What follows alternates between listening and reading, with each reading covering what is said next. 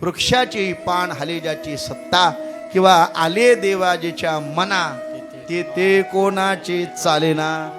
देवाची सत्ता सर्वोच्च सत्ता आहे, म्हणून आपली सत्ता एकच पायाची असेल तर देवाची सत्ता एका विटेवरती दोन पाय स्थिर राहिलेले आहेत, असं ते ध्यान आहे। सुंदर ते ध्यान उभे विटेवरी।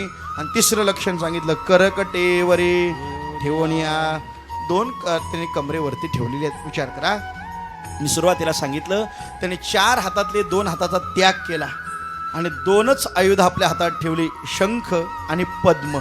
एक प्रेमाचं प्रतीक आहे आणि एक आकाशाचं द्योतक आहे। शंख हे पंचायतन पूजामध्ये आकाशाचं द्योतक सांगितलं आहे की सत्य ज्ञानानंत गगनाचे प्रावर्ण नाहे रूपवर्ण गुण जेथे तो हा रे श्रीहरी पाहिला डोळे भरी पाहता पाहणे दुरी सारोण्या।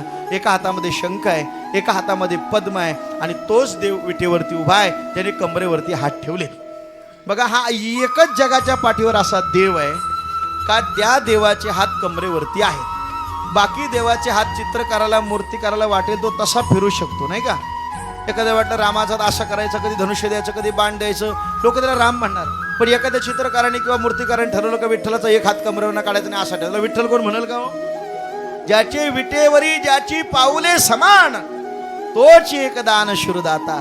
ज्याने कमरेवर हात ठेवले तोच आमचा विठ्ठल देव। आणि जगाच्या पाठीवर असाच एक देव आहे का जो भक्ताला आपल्या चरणापर्यंत जागा देतो। जगाच्या पाठीवर सगळ्या मंदिरात जा, 50 फूट 20 फूट 10 फुटावर ना देवाचं दर्शन आहे, पण जगामध्ये एक पंढरीश पांडुरंग असा आहे का जो आपल्या भक्ताला चरणाजवळ दर्शन देतोय। हे सामर्थ्य फक्त पंढरपूरच्या पांडुरंगातच आहे।